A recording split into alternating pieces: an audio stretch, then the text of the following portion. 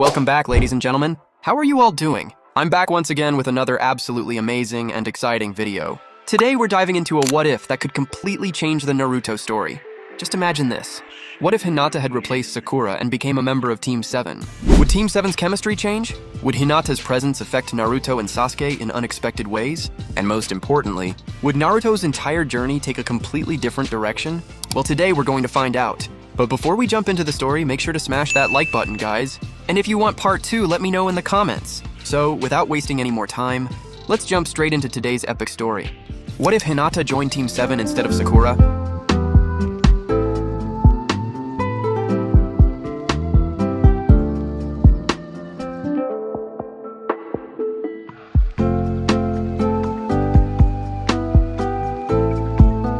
It was an ordinary afternoon in Konoha.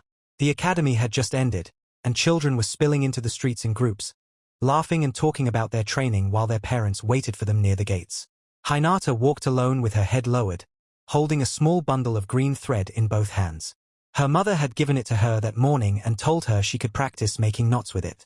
Hinata had spent the entire lunch break trying to make a bracelet, and although the result was uneven and a little ugly, she was secretly proud of it.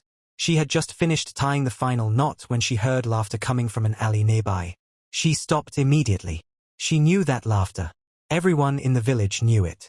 When she looked toward the alley, she saw 3 older boys surrounding a blonde-haired child who was already covered in dirt.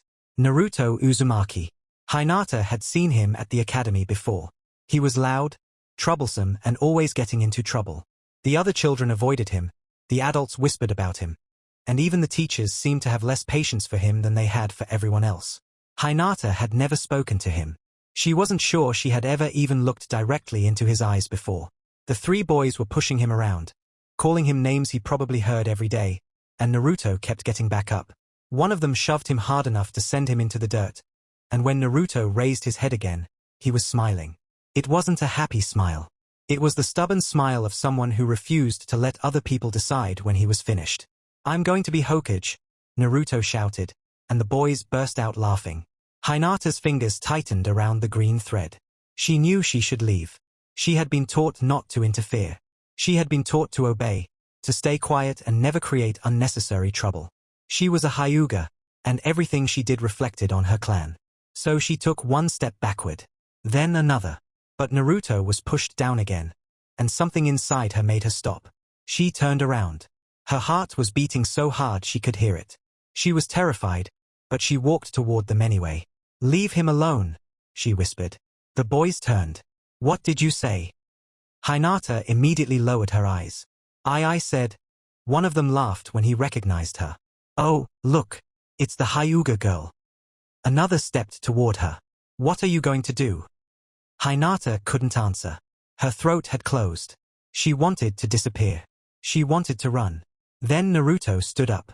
He was bleeding from the corner of his mouth, but he moved between Hinata and the boys without even asking why she had come. "Don't touch her," he said. The boys laughed. "You're protecting her now." Naruto clenched his fists. "Yeah." He glanced back at Hinata for half a second. "She's my friend." Hinata's eyes widened. Friend? They had never spoken before. He didn't even know her. Yet he had said it without hesitation. The boys attacked him. Naruto fought as hard as he could, but there were 3 of them and they were older. Within seconds he was back on the ground. The boys eventually grew bored and walked away, laughing as they disappeared around the corner. Hinata ran to Naruto and knelt beside him. "Are you okay?" Naruto opened one eye. "Yeah." "You're bleeding." "It's nothing." He tried to sit up and immediately winced. Hinata looked down at the green thread in her hands. She didn't know what made her do it. Perhaps it was because she couldn't think of anything else. Perhaps because she wanted to give him something in return for what he had just done. She tore off a small piece, wrapped it around his wrist and carefully tied it. Naruto watched her with confusion. "What's that?" "A thread." "I can see that." Hinata's cheeks turned red. "I mean, it's a promise." Naruto looked at her. "What kind of promise?" Hinata gathered enough courage to meet his eyes. "You stood up for me." Her voice trembled, but she continued. "So I'll stand up for you too." Naruto stared at the little green thread around his wrist. Then his face broke into the biggest smile Hinata had ever seen. Deal. He held up his wrist as if it were the most valuable thing in the world. I'm never taking it off. Hinata smiled. She didn't know then that he would keep that promise for years. She didn't know the thread would become faded, torn, and repaired again and again. She didn't know that one day Naruto would fight through pain that would have broken most people and still glance down at his wrist whenever he needed to remember why he couldn't give up. She only knew that a lonely boy had smiled at her as if she had given him something precious, and for the first time in her life, Hinata felt that perhaps being herself wasn't such a terrible thing. Years passed after that day, but Naruto never forgot the thread. He forgot plenty of other things. Homework, training instructions, where he had left his sandals. He once forgot an entire mission briefing 5 minutes after Kakashi explained it. But the thread stayed. Whenever it became too loose, he tied it again. When it finally snapped during training, he searched for the broken pieces until he found them. When he couldn't fix it properly, he waited until he saw Hinata again and asked her to tie it for him. He never understood why she always became red whenever he did. For Naruto, it was simple. She had given it to him, so it mattered. For Hinata, it was something else entirely. She watched him from a distance as they grew older. She watched him fail the academy's basic exercises and then return the next day determined to try again. She watched the villagers ignore him, mock him and whisper whenever he passed. She watched him eat alone at Ichiraku and pretend he didn't care. She watched him announce to anyone who would listen that one day he would become Hokage, and slowly, without realizing it, the little promise she had made at 6 years old began changing into something much deeper. Hinata admired him. Not because he was strong. He wasn't. Not because he was talented. He wasn't. She admired him because every time the world told him to sit down, Naruto Uzumaki stood up. At home, things were different. Hinata was the heir of the Hyuga clan, daughter of Hayashi Hyuga, and everyone expected her to become a powerful shinobi. But Hinata was soft-hearted. She hesitated when she fought. She couldn't bring herself to hurt someone simply because she was ordered to. Her younger sister Hanabi was more confident, more aggressive and more naturally suited to the expectations of the clan. Every time Hinata saw the disappointment in her father's eyes, she felt smaller. Every time she failed during training, she wondered whether there was something wrong with her. One evening, after another humiliating sparring session, Hinata sat alone in the courtyard with her knees pulled against her chest. Her father had told her she needed to become stronger. He had told her that being the heir meant carrying the weight of the entire clan. Hinata understood. She just didn't know how to become the person everyone wanted. She looked down at her hands and thought about Naruto. He wasn't what anyone wanted either. He wasn't the best student. He wasn't respected. He wasn't even liked. Yet somehow, he continued moving forward. Hinata touched the green thread she had tied around his wrist years ago and whispered to herself, "If he can keep going, maybe I can too." That thought became the beginning of her change. She started training harder. Not because she suddenly wanted to become the strongest Hyuga, but because she wanted to stop being afraid of herself. She practiced the gentle fist until her hands hurt. She trained her Byakugan until her eyes ached. She fell countless times and learned to stand again. Her father noticed the difference, although he didn't understand where it came from. Hinata still wasn't the perfect heir he wanted, but there was something new in her now. A stubbornness that hadn't existed before. A quiet determination that reminded him of someone else. He just didn't know who. Then came graduation day. Naruto failed. Again. The classroom emptied while he sat alone, staring at the floor. He had failed the clone technique and was furious with himself. Everyone else had already begun celebrating their graduation, while Naruto remained behind. When Hinata found him outside, she stopped a few steps away. "Naruto." He looked up and tried to smile. "Hey, Hinata. You passed." She nodded. "Good," he said immediately. "I knew you would." Hinata looked at his wrist. The green thread was barely holding together now. "It's broken." Naruto glanced down. "Yeah, it keeps happening. Why don't you throw it away?" He looked genuinely confused. "Why would I?" Hinata didn't know what to say. Naruto touched the thread with his thumb. "You gave it to me." He smiled. "That means I keep it." Hinata's heart skipped. She reached into her pocket and took out another piece of green thread. "Give me your hand." Naruto obeyed. She carefully repaired it, making the knot tighter than before.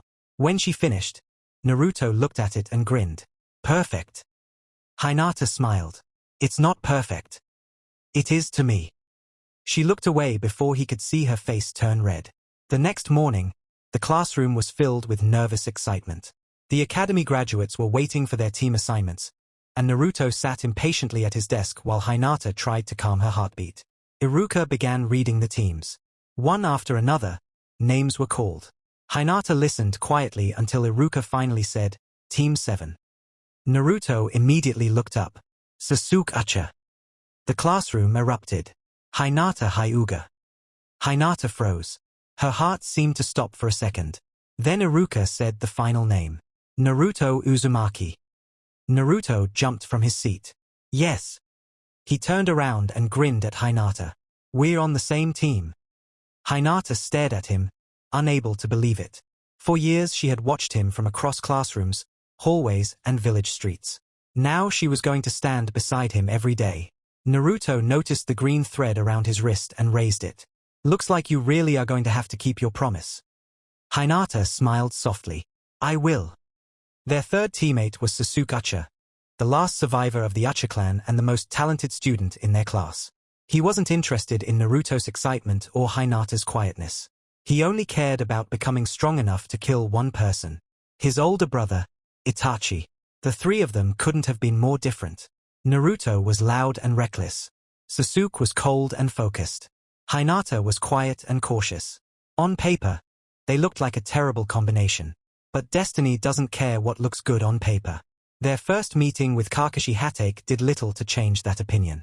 The Jonin arrived late, looked at the three children for several seconds and announced that his first impression of them was that he didn't like them. Naruto immediately complained. Sasuke looked bored. Hinata lowered her head.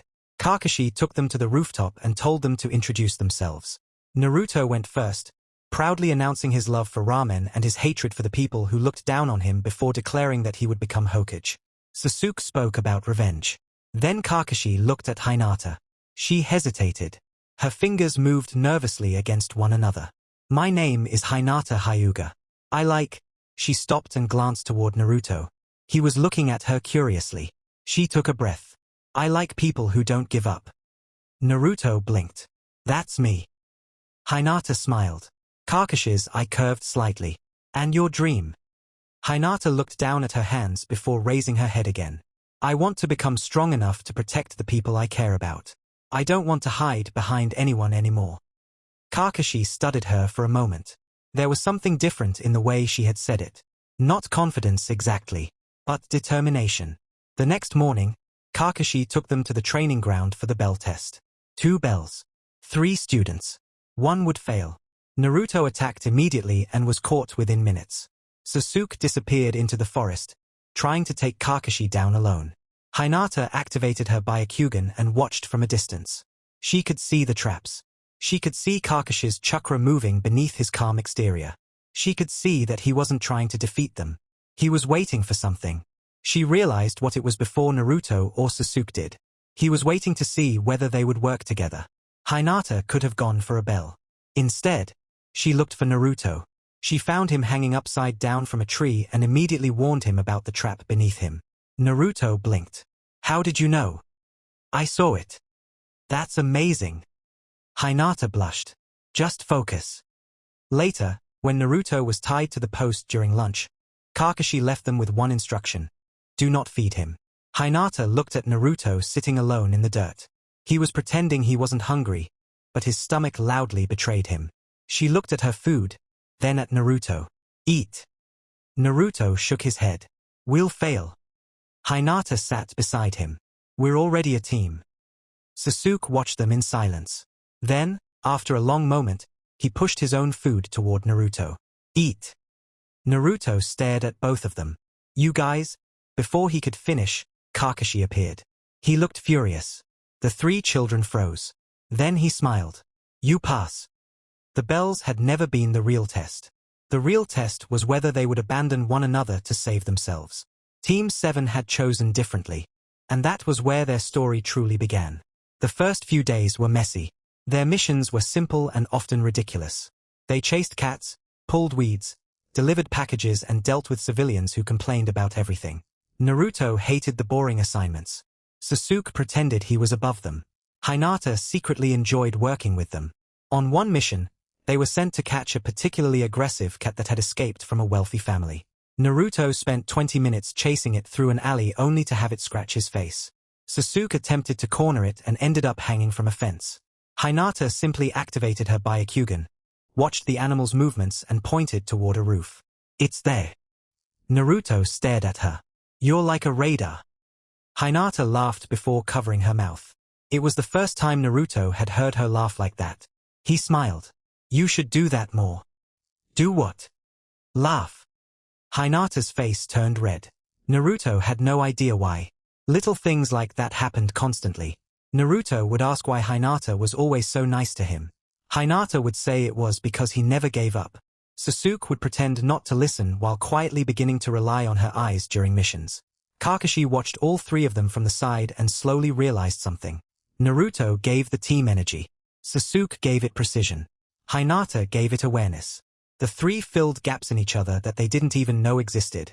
Then came the mission that changed everything. The Land of Waves. It began as a simple escort mission. It ended with Zabuza Momochi, Haku, a bridge soaked in blood and three 12-year-old children learning that the shinobi world wasn't a game. And for Hinata, it would be the first time she understood that the promise she had made as a little girl wasn't something sentimental. It was a responsibility. Because when the demon of the mist appeared through the fog and Kakashi was trapped inside a water prison, Hinata would have to decide whether she was still the frightened girl who watched from the sidelines, or the teammate she had promised Naruto she would become. And the answer would change everything. The first real mission of Team 7 began with a lie, although none of them knew it at the time.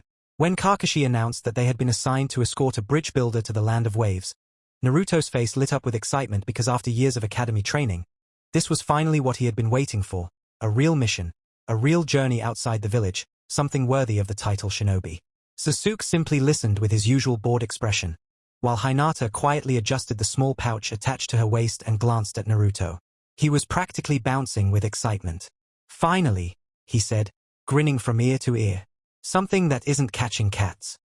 Kakashi gave him a tired look. "Don't get too excited. It's only an escort mission." Naruto crossed his arms. "I'm ready for anything." Hinata smiled faintly because she knew Naruto well enough to understand that whenever he said he was ready for anything, he usually meant that he had absolutely no idea what was coming. Their client, an elderly bridge builder named Tazuna, didn't seem particularly impressed by them either. He looked at Naruto, then Sasuke, then Hinata and finally Kakashi before muttering that Konoha was apparently sending children to protect him. Naruto immediately protested. Sasuke ignored him and Hinata quietly apologized for the tension. Tazuna only grumbled and continued walking. The road out of Konoha was peaceful at first. The trees moved gently in the wind. Birds called from the branches and Naruto spent most of the morning talking about how amazing his first real mission was going to be. Sasuke occasionally told him to be quiet. Kakashi pretended not to listen. Hinata walked near the middle of the group, quietly observing everything around them. She had always been the most cautious member of the team, not because she was afraid of fighting but because her Byakugan had taught her that danger rarely announced itself. Most threats appeared when people stopped looking. That was why, after nearly an hour of walking, Hinata suddenly slowed down. Naruto noticed immediately. "What's wrong?" She didn't answer. Her expression changed as her Byakugan activated, veins appearing around her pale eyes as the world around her transformed into layers of chakra. She looked through the trees, through the distance and even beneath the ground. At first she saw nothing unusual. Then she noticed two chakra signatures hiding behind them. They were weak, but their intent was unmistakable. "Kakashi-sensei," she whispered. Kakashi immediately became alert. "What did you see?" Hinata pointed behind them. "Two people. They're following us." Naruto turned around. "Way! About 30 meters behind us." Sasuke narrowed his eyes. "I don't see anyone." Hinata shook her head. "They are hiding their chakra." Kakashi's visible eye curved slightly beneath his mask. He had expected Hinata's Byakugan to be useful, but this was the first time he had seen her detect an ambush before it had even begun. He raised one hand. "Everyone stop." The attack came less than a second later. Two masked shinobi exploded from the trees with chains already flying, one targeting Naruto and the other going straight for Kakashi. Naruto barely had time to react before the chain wrapped around his arm and yanked him backward. Got you, the attacker shouted. But before Naruto could panic, Kakashi vanished. The chain passed through empty air. Naruto stared. A clone. Hinata immediately saw it. The two attackers realized their mistake at the same moment. Kakashi appeared behind them and dropped both with two precise strikes. Naruto stared at the unconscious shinobi on the ground, then looked at Kakashi with excitement. That was awesome. Kakashi sighed. It was an ambush. You're supposed to be worried. Naruto laughed nervously, but Hinata wasn't looking at the defeated attackers. She was looking at Tazuna. The old man's face had gone pale. His hands were trembling. His eyes were fixed on the bodies as if he had expected something like this. Kakashi noticed the same thing. Tazuna-san, he said quietly, you told us this was a C-rank mission. The old man remained silent. Finally, he lowered his head. I lied. Naruto's expression changed immediately. Tazuna explained that the Land of Waves was controlled by a wealthy criminal named Gato, a man who had turned the entire country into his personal territory. The bridge Tazuna was building threatened Gato's influence, and anyone who tried to oppose him was either bought, threatened, or killed. The attackers they had just encountered weren't random bandits. They were hired killers. Kakashi listened carefully, then looked toward his students. This mission is no longer C-rank. Naruto swallowed. Then what is it? At least B-rank. Naruto's eyes widened with excitement again, but this time Hinata noticed the nervousness underneath it. Sasuke simply tightened his grip on his weapon. The mission had changed. The road ahead had changed. And none of them knew that within hours they would meet an enemy who would make those two assassins look like children. The deeper they traveled, the heavier the atmosphere became. Eventually, they reached a road surrounded by thick mist. At first it was nothing more than a thin layer floating between the trees, but within minutes it grew so dense that even normal vision became almost useless. Hinata immediately activated her Byakugan, expecting the fog to be meaningless to her, but even she felt something strange. She could see chakra, yet there was so much distortion around them that it was difficult to identify exactly where the danger was coming from. Then Kakashi stopped. His voice became serious. Stay close. Naruto opened his mouth to ask why, but the answer came from the mist itself. A massive sword suddenly flew through the fog. Kakashi shoved Naruto aside just before the blade slammed into the tree behind him with enough force to crack the trunk. A huge figure stood on the handle of the sword, staring down at them. His face was covered in bandages. His body was enormous and his chakra felt like something completely different from anything Hinata had encountered before. It was dense, violent, and suffocating. Her Byakugan showed her an enormous network of chakra flowing through his body with frightening efficiency. She whispered his name after remembering the stories she had heard from older shinobi. Zabuza Momochi. Kakashi's expression became completely serious. The demon of the hidden mist. Naruto stared at the man. He's huge. Sasuke quietly drew a kunai. Zabuza laughed. 3 children. His eyes moved across them. Kakashi, you brought children to a battlefield. Kakashi stepped forward. Stay behind me. Hinata wanted to obey, but the moment Zabuza moved, she understood why Kakashi had ordered it. Zabuza disappeared into the mist. Hinata's eyes searched frantically, following the movement of chakra through the fog. Above, she shouted. Kakashi looked up just as Zabuza came crashing down with his enormous sword. The impact shook the ground. Kakashi blocked the blade, but the force drove his feet several inches into the earth. Naruto stared in shock. Sasuke's eyes narrowed. Hinata could see both men's chakra surging as they fought, but Zabuza's raw strength was overwhelming. Kakashi pushed him away and immediately shouted, "Take Tazuna and run." Naruto hesitated. But, now! Kakashi's voice left no room for argument. Naruto grabbed Tazuna and started moving, but the mist swallowed them. Then Zabuza appeared beside Kakashi. His hand moved faster than Naruto could see. Water erupted around Kakashi's body and formed a transparent sphere. Kakashi was trapped inside. Zabuza stood beside the prison with one hand holding it together. "Now," he said, his voice calm, "let's see what your students can do." Naruto stopped running. He looked at Kakashi trapped inside the water. For the first time since the mission began, he understood that their teacher couldn't simply save them. Kakashi needed them. Sasuke stepped forward first, his eyes scanning Zabuza. His hand is maintaining the prison. Hinata activated her Byakugan and studied the technique. Yes, If we force him to release his hand, Kakashi-sensei can escape. Naruto grinned despite the fear in his chest. Then we make him release it. Sasuke looked at him. How? Naruto reached into his pouch and pulled out several shuriken. I'll figure that part out. He threw the first one. Zabuza knocked it away. Naruto threw another. Then another. Zabuza barely moved. You're wasting your weapons, he said. Naruto smiled. Maybe that's the point. The final shuriken came from a strange angle. Zabuza blocked it without concern, but the weapon suddenly transformed into Naruto himself. Gotcha! Naruto swung his kunai towards Zabuza's face. Zabuza turned just enough for the blade to miss, then slammed his foot into Naruto's chest and sent him flying across the ground. Naruto crashed into a tree and groaned. Sasuke immediately shouted, "Idiot!" Naruto coughed. I almost had him. Sasuke stared at him. You almost died. Almost doesn't count. Naruto shouted back. Sasuke didn't waste another second. He looked at Hinata. Can you track him? Hinata nodded. Her Byakugan followed Zabuza's movements through the mist. His left side is slower. Sasuke understood immediately. Because of the prison. Yes. He's putting most of his weight on the other side to maintain it. Sasuke's eyes sharpened. He disappeared into the mist. Zabuza sensed him and turned, blocking a series of shuriken. Sasuke appeared above him and kicked the sword away from his body. Zabuza shifted his weight exactly as Hinata predicted. Now! Hinata shouted. Naruto rushed forward with a roar. Zabuza blocked Naruto's first attack, but Sasuke struck from the opposite direction. Zabuza was forced to move. His grip on the water prison weakened for a fraction of a second.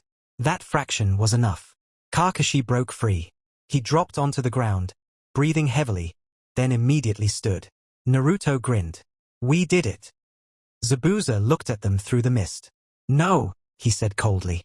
You survived. The battle between Kakashi and Zabuza became something none of the three young shinobi had ever witnessed. Kakashi lifted his forehead protector, revealing the Sharingan.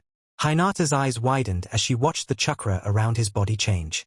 Zabuza attacked first, swinging his sword with enough power to split a tree. Kakashi slipped beneath the blade and countered with a kunai. Zabuza blocked. Water erupted from the ground as both shinobi began using water-style techniques. Waves crashed through the forest, turning the battlefield into a maze of mud and mist. Naruto tried to follow their movements but quickly lost sight of them.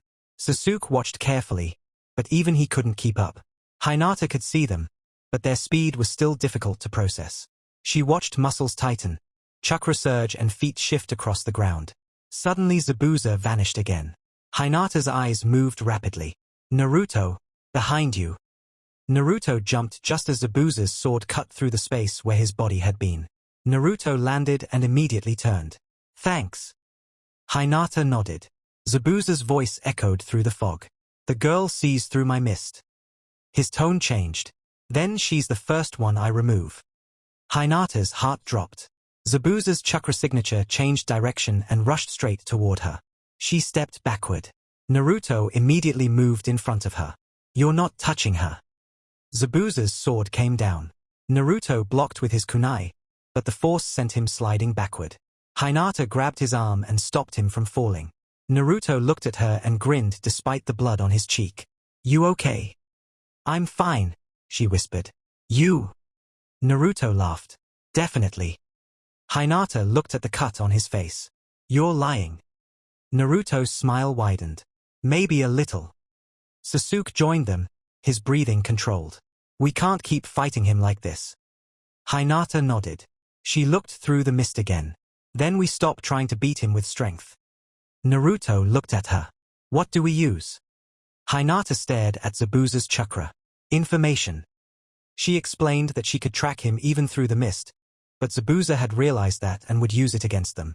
So they needed to make him believe she was watching one direction while actually tracking another. Naruto's grin returned. Sasuke understood immediately. The three of them moved again. Naruto created shadow clones and filled the mist with movement. Zabuza attacked one after another, cutting through clones as they surrounded him.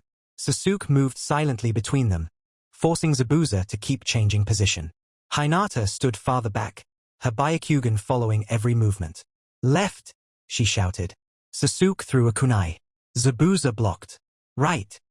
Naruto charged. Zabuza dodged. Above. Kakashi appeared.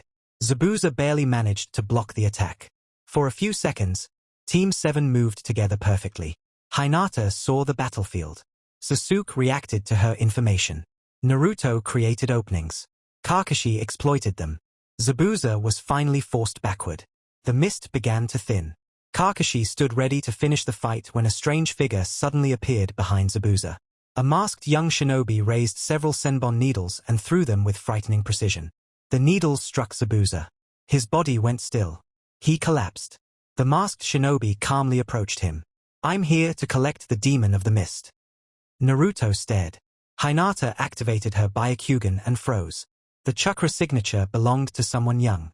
Far too young to possess that level of control. The masked shinobi briefly looked toward her, and for a moment their eyes met.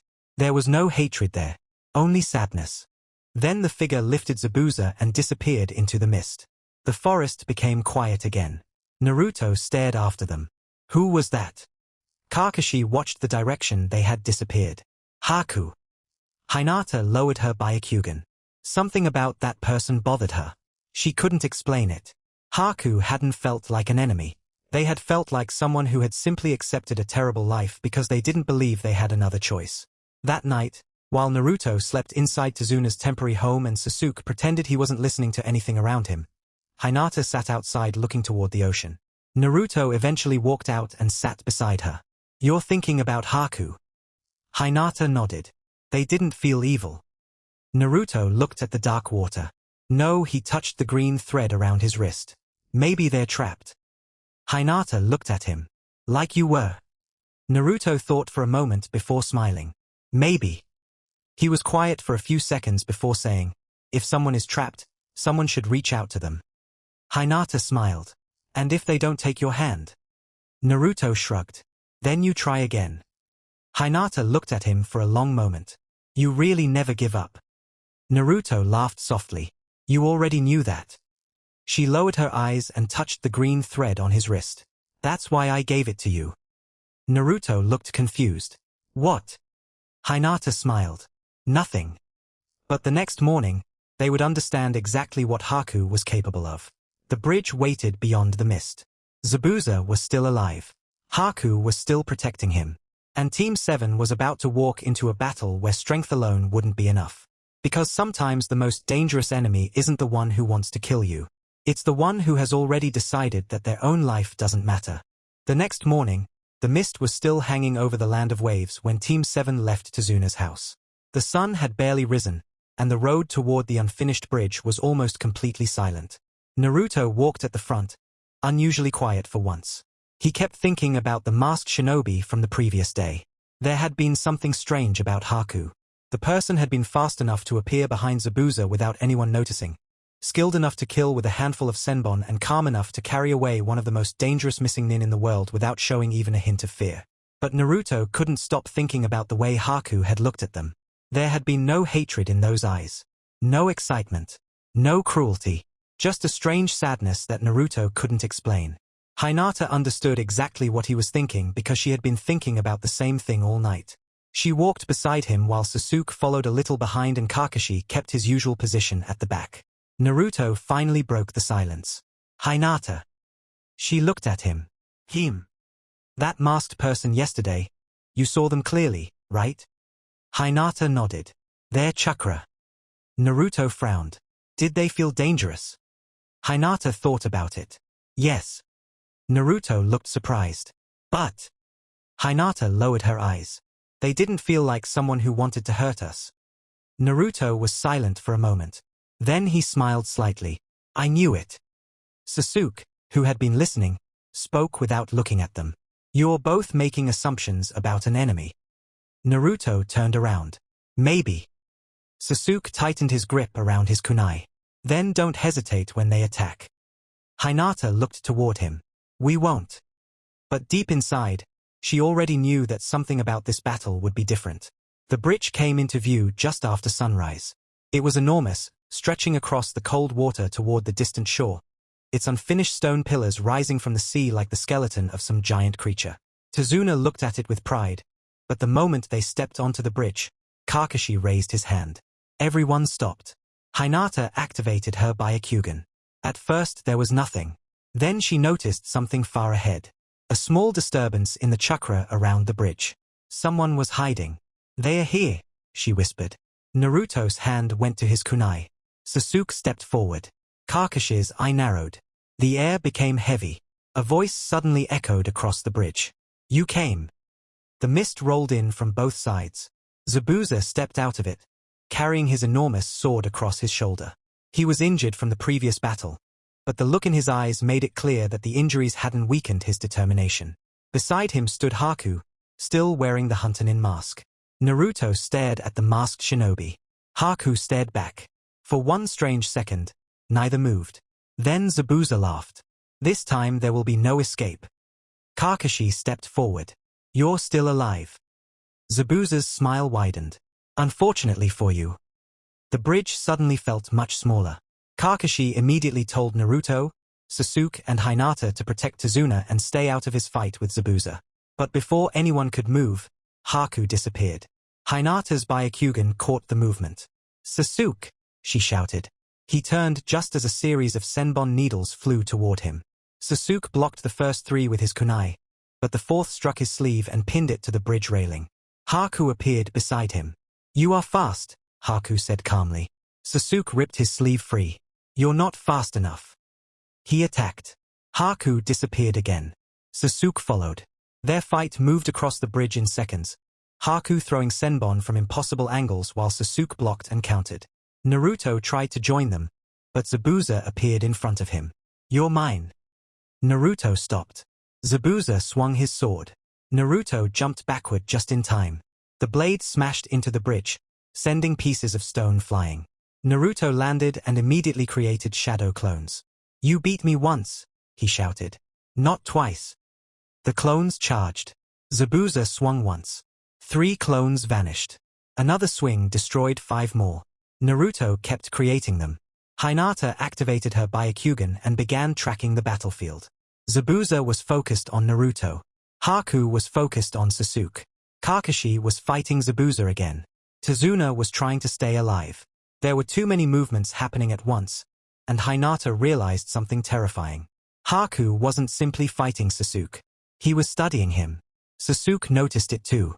Every attack Haku made was designed to force him into a specific position. Every senbon came from an angle that closed another escape route. Sasuke moved faster, activating the Sharingan for the first time in a real battle. Haku's movements became easier to read. "I can see you," Sasuke said. Haku's eyes narrowed behind the mask. "Then you should know you can't win." Haku threw another wave of senbon. Sasuke dodged most of them, but one cut his cheek. Another grazed his shoulder. He rushed forward and managed to land a kick against Haku's chest. Haku flew backward, recovered in midair and landed perfectly. Sasuke smiled. "You're not invincible." Haku remained silent. Then something changed. Mirrors of ice appeared around Sasuke. 1, 2, 5, 10. Within seconds, he was surrounded by a massive dome of reflective surfaces. Haku disappeared inside them. Naruto turned toward the strange structure. "What is that?" Hinata's Byakugan activated immediately. Her eyes widened. "Sasuke is trapped." Naruto moved toward the dome. "Then I'll get him out." Hinata grabbed his arm. "Wait." Naruto looked at her.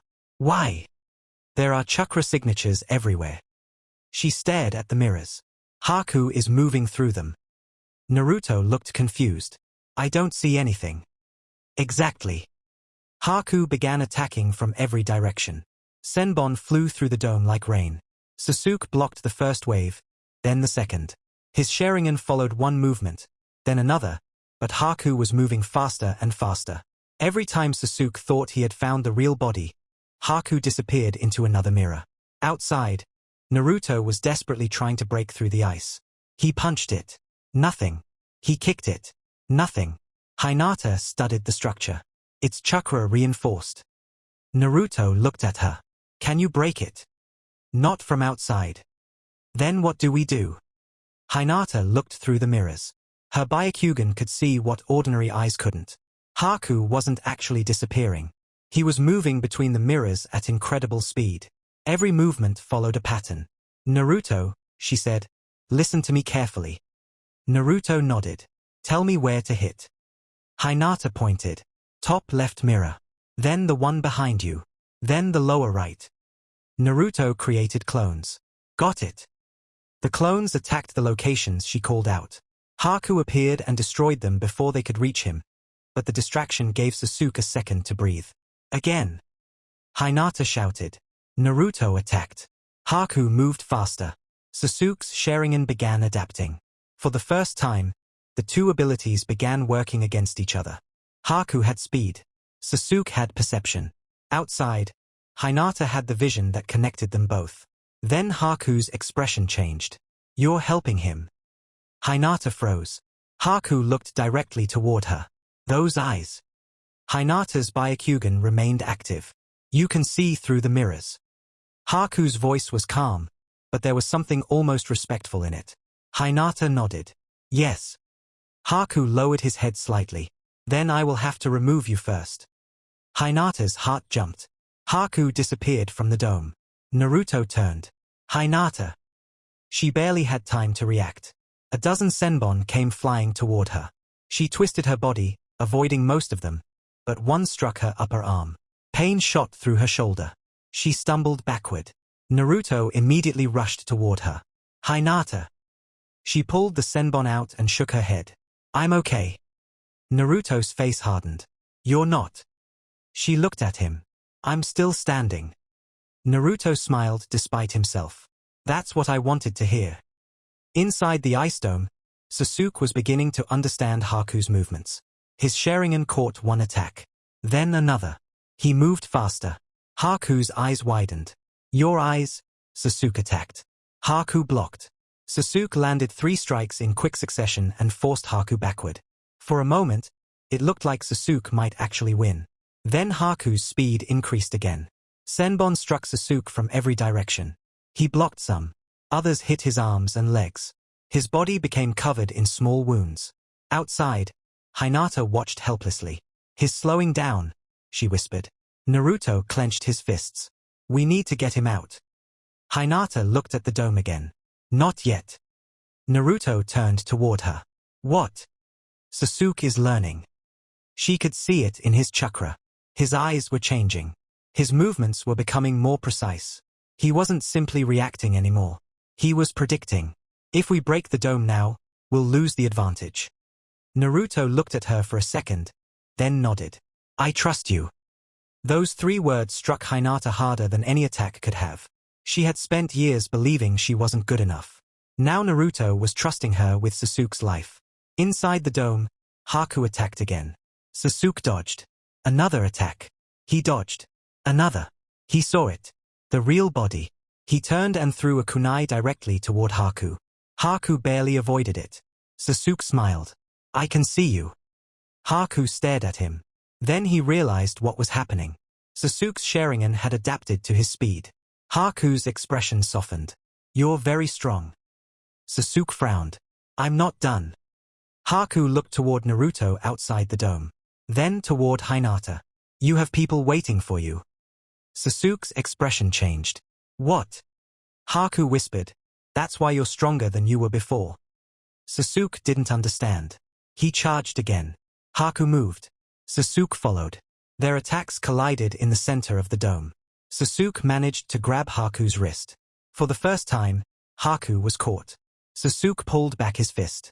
Then Haku saw something behind him. Zabuza's sword. The blade had been thrown toward Kakashi. Haku's eyes widened. Sasuke didn't understand why Haku suddenly stopped fighting him. Haku disappeared. He moved faster than Sasuke could follow. Outside the dome, Kakashi had cornered Zabuza. The 2 shinobi were exhausted, blooded and breathing heavily. Kakashi raised his hand, lightning chakra gathering around it. Zabuza stared at the technique. "Raikiri." Kakashi stepped forward. "This ends now." But before Kakashi could strike, Haku appeared between them. The lightning pierced him. Everything stopped. Kakashi's eyes widened. Zabuza froze. Naruto stared. Hinata's Byakugan showed the truth instantly. The chakra flowing through Haku's body was collapsing. Haku had deliberately stepped in front of Zabuza. Kakashi pulled his hand back. Haku fell. Zabuza caught him. For the first time, the demon of the mist didn't look like a monster. He looked like a man who had just lost the only person who mattered to him. Naruto watched silently. Haku looked toward him. His breathing was becoming weaker. "You're lucky," Haku whispered. Naruto frowned. "Why?" "Because you have people who care whether you live." Naruto didn't know what to say. Haku smiled faintly. "I wanted that once." Then his eyes closed. Zabuza held him tightly. The bridge became silent. Even Sasuke stood still. Hinata felt tears forming in her eyes. She understood now. Haku hadn't fought because he wanted to kill them. He had fought because Zabuza was the only person who had ever given him a reason to live. And that was why his death felt so cruel. Zabuza lowered Haku gently onto the bridge. Then he looked toward Gato's approaching army. Hundreds of mercenaries were coming. Gato walked at the front, laughing. "You useless bastard," he said to Zabuza. "Even your little weapon is dead." Something changed inside the demon of the mist. Zabuza picked up a kunai. Kakashi watched him. "Zabuza." The missing nin didn't answer. He wrapped his teeth around the kunai and charged. He fought through the mercenaries like a man who had nothing left to lose. Every movement was brutal. Every strike carried years of rage. He reached Gato and drove the blade into him. Gato's laughter became a scream. The bridge fell silent again. Zabuza collapsed beside Haku. His breathing was fading. Kakashi approached. Zabuza looked toward Haku. "I never told him." Kakashi stopped. "Told him what?" Zabuza's voice became quieter. "That he wasn't a weapon." His eyes closed. "He was my family." Then the demon of the mist died beside the person he had loved but never learned how to say it to. Naruto stood silently. Hinata watched him. His fists were shaking. "Why?" he whispered. Hinata looked at him. Naruto's voice cracked. "Why does this world keep taking people away?" She didn't have an answer. So she simply stood beside him. Sometimes that was all someone needed. The land of waves eventually became peaceful. The bridge was completed. Tazuna named it the Great Naruto Bridge, something Naruto pretended embarrassed him while secretly being incredibly proud of. Before Team 7 left, Naruto stood at the edge of the bridge and looked toward the sea. Hinata stood beside him. The wind moved through her hair. Naruto looked at the green thread around his wrist. It had become dirty during the battle. A small tear had appeared in it. Hinata noticed. "You broke it again." Naruto smiled. "You can fix it." Hinata looked at him. "You always assume I'll fix it." Naruto nodded. "Because you always do." Hinata smiled. "Then I guess you'll have to keep breaking it." Naruto laughed. "No." He looked toward the horizon. "I'll try to keep it safe." Hinata's expression softened. She understood that Naruto wasn't talking only about the thread. He was talking about the people he cared about. The team. The village. Sasuke. Her. And somewhere inside Naruto, the boy who had once believed strength meant never needing anyone had begun to understand something completely different. Strength could also mean having someone beside you. When Team 7 finally returned to Konoha, they weren't the same three children who had left. Naruto had learned that enemies could have hearts. Sasuke had discovered the terrifying potential of his Sharingan. And Hinata had learned something perhaps even more important. She had spent years believing that her greatest weakness was her hesitation. But on the bridge, when everything went wrong, she hadn't run. She had watched. She had guided. She had fought. And when Naruto had needed her, she had been there. For the first time, Hinata didn't wonder whether she was worthy of being a shinobi. She knew. The Land of Waves had answered that question for her. But while Team 7 returned to Konoha believing they had survived their first great battle, none of them knew that the next challenge would be far closer to home. Because soon, the entire rookie generation would gather for the Chunin exams. And among those competitors would be a boy from the Hyuga clan who had spent his entire life believing that Hinata's destiny was already written. His name was Neji. And the first time Hinata stood across from him in an arena, the battle wouldn't just be between two shinobi. It would be between the girl she had been and the person Naruto had helped her become. The Chunin exams were supposed to be a test of skill. At least, that was what Naruto believed when Kakashi told Team 7 that they had been recommended to participate. He immediately imagined himself standing in front of the entire village as a Chunin, probably defeating every other genin with one spectacular technique and then receiving enough praise to make up for all the years people had ignored him. Sasuke, as usual, barely reacted. He simply asked when the exams started.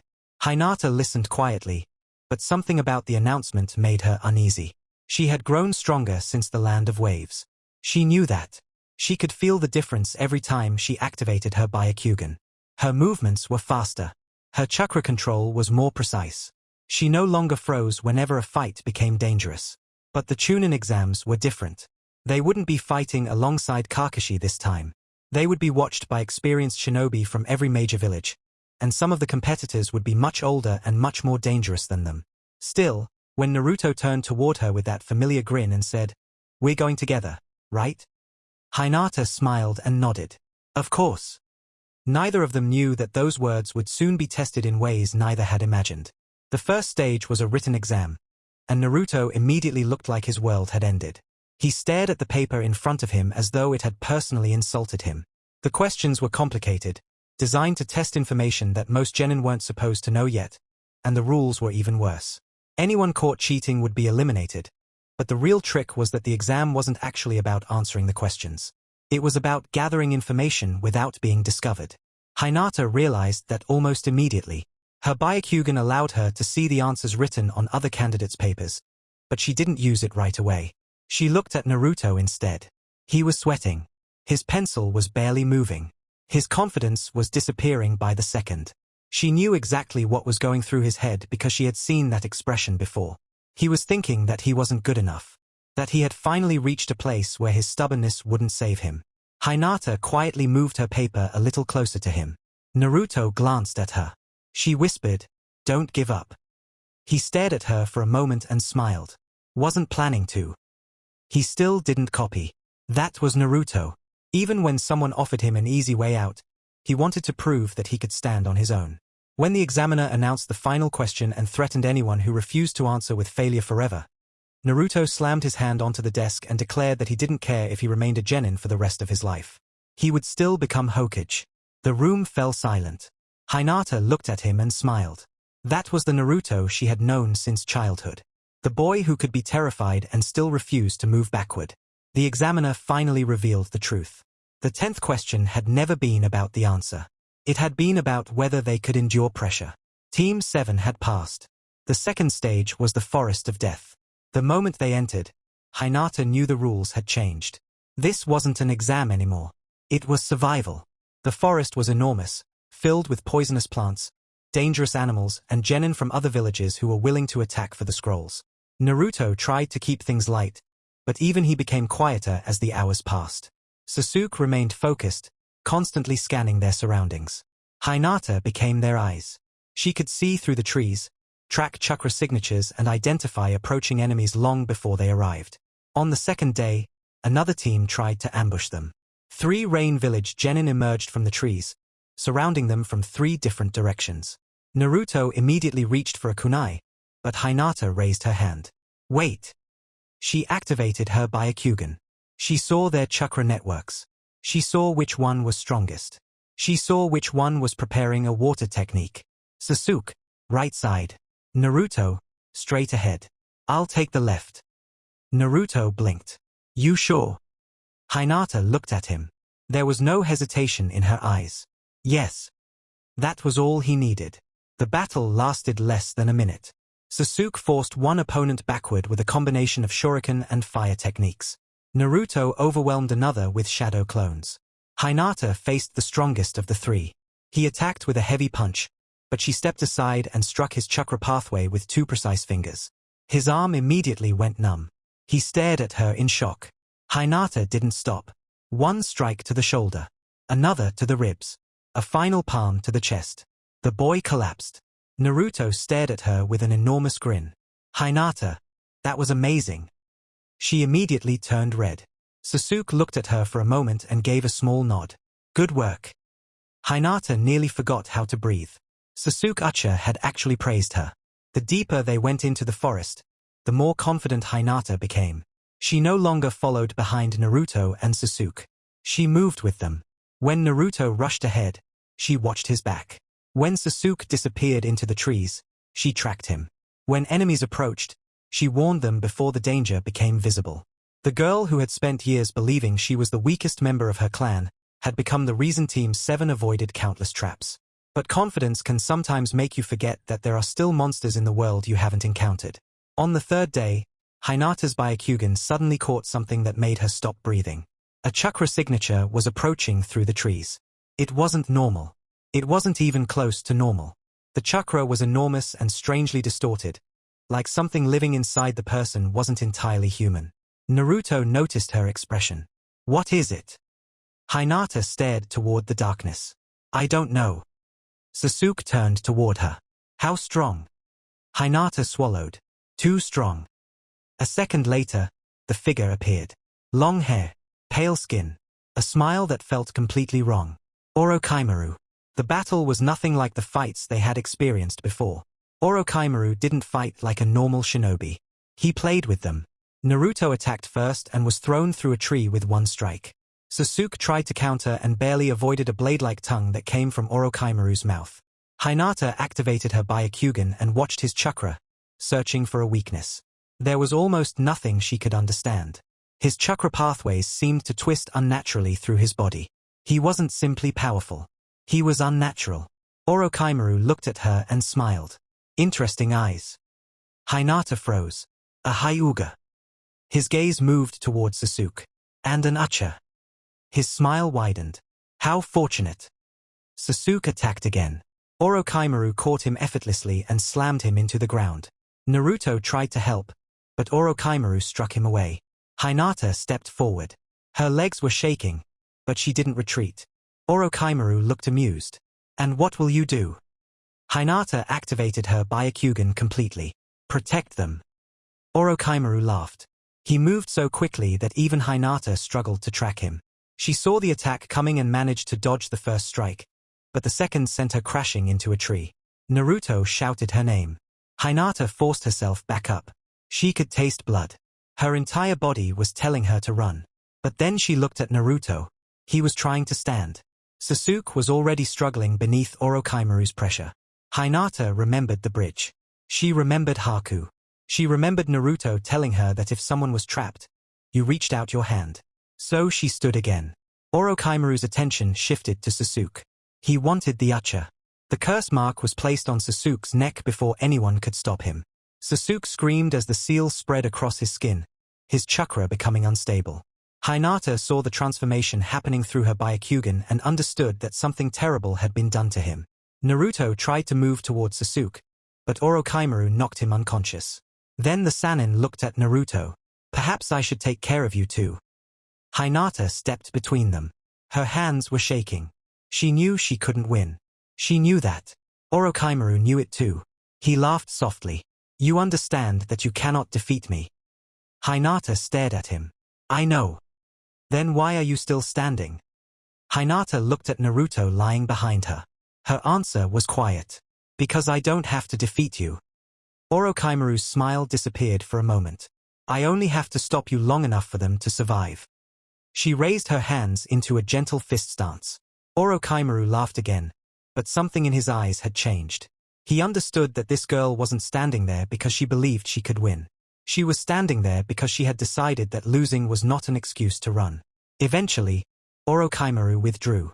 Not because Hinata had defeated him, but because he had accomplished what he wanted. The curse mark was on Sasuke. His interest had been satisfied. When he disappeared into the forest, Hinata finally collapsed beside Naruto and Sasuke. She had survived. But the forest of death had left something behind. Fear. The preliminary matches began soon after they escaped the forest. One by one, the genin fought each other while the spectators watched. Naruto defeated Kiba after a ridiculous battle that somehow ended with Naruto winning through sheer stubbornness. Sasuke was assigned a match as well, but his curse mark made it dangerous for him to fight.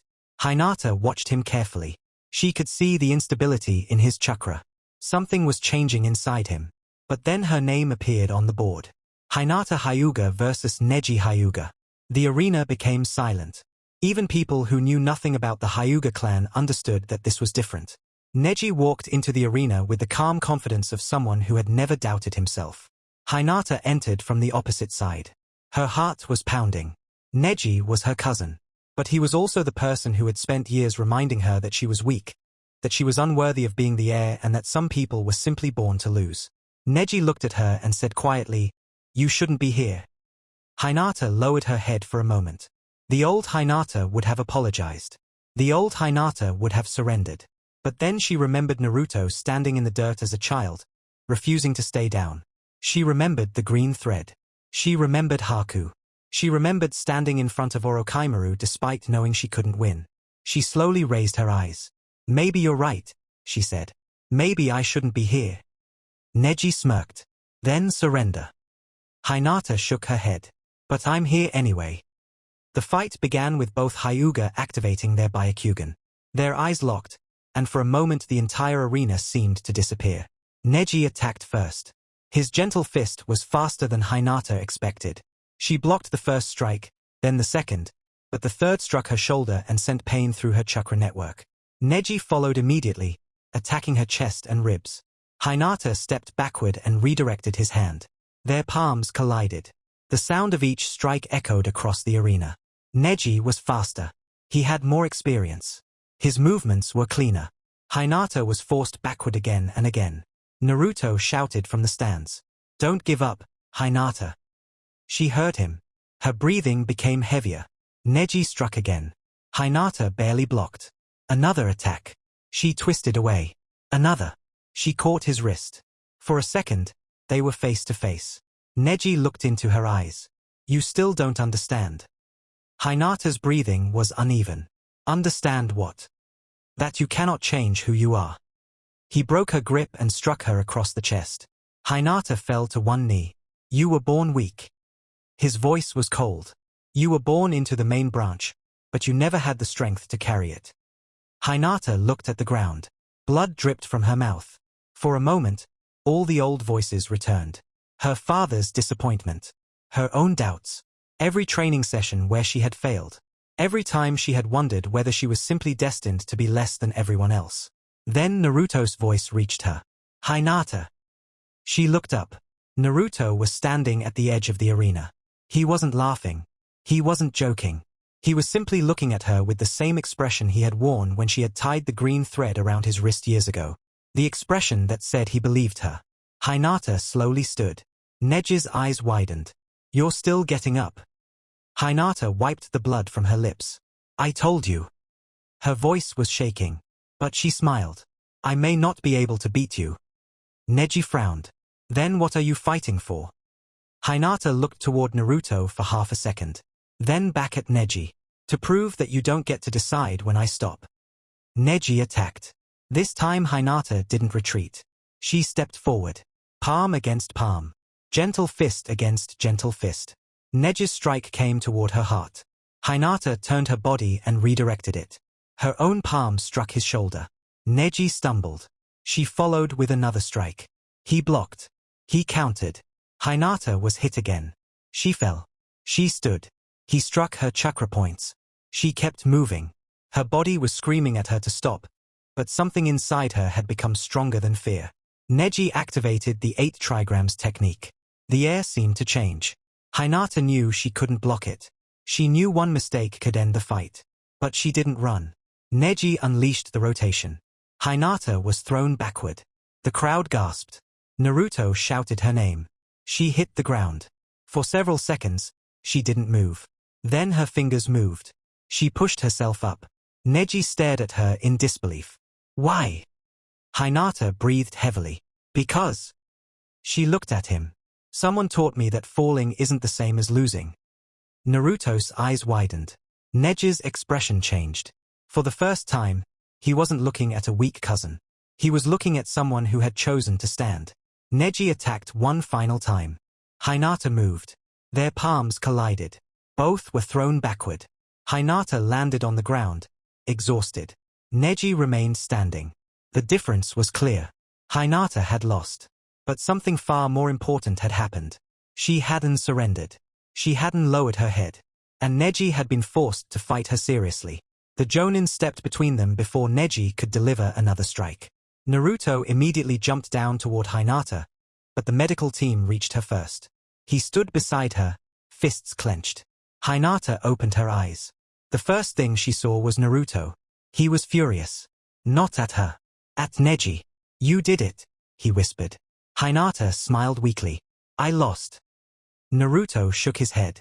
"No." She looked confused. "You didn't give up." Hinata's eyes softened. And for the first time, she understood something Neji hadn't yet learned. A person doesn't prove their strength only by winning. Sometimes the strongest thing you can do is stand up when every part of you is telling you to stay down. A month later, the final Chunin exam tournament began. Hinata was still recovering, but she watched from the stands. Neji had advanced. Naruto had advanced.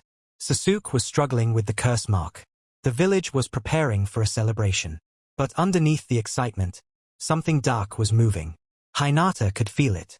The strange chakra she had sensed in the forest of death hadn't disappeared. It was getting closer.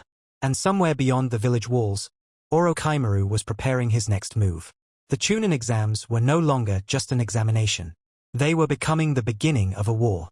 And while Naruto prepared to face Neji in the arena, Hinata watched him from the stands with the faded green thread still tied around her wrist. She didn't know what would happen next. She only knew one thing. Whatever came, she would not be the girl who watched from the sidelines anymore.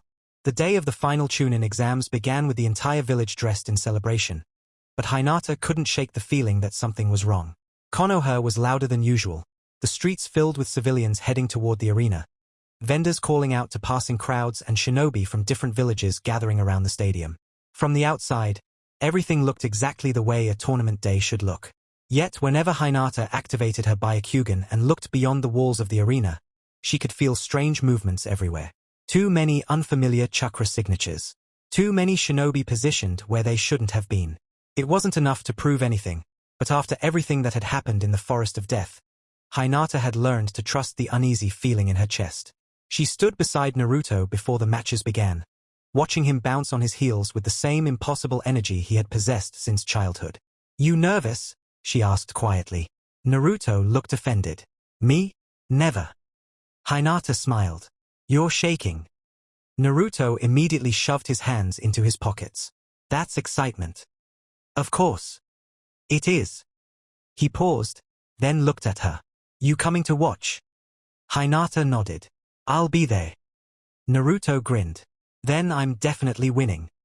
He said it so casually that Hinata almost laughed. He had no idea how much those simple words affected her. A few years ago, she would have been terrified of being noticed by him. Now he was looking for her in the crowd before every important fight. Something between them had changed so gradually that neither had noticed when it happened. Naruto's match against Neji was the first battle that truly mattered that day. The entire stadium watched as the two entered the arena. Neji walked calmly, still carrying the confidence of someone who believed destiny was an unbreakable law. Naruto looked at him differently. He remembered Hinata lying on the ground after their preliminary battle, blood on her lips and determination in her eyes. He remembered the way she had stood up even after Neji told her there was no point. And now Naruto wasn't just fighting for himself. He was fighting to prove something to the person who had taught him that same lesson long before either of them understood it. The battle was brutal. Neji's Byakugan allowed him to read Naruto's movements, and his gentle fist shut down Naruto's chakra pathways one after another. Naruto fell repeatedly, yet every time he hit the ground, he got back up. Neji told him he was destined to lose. Naruto laughed through the pain and told him that destiny wasn't something another person got to decide. Hinata watched from the stands, her hands tightly clasped together.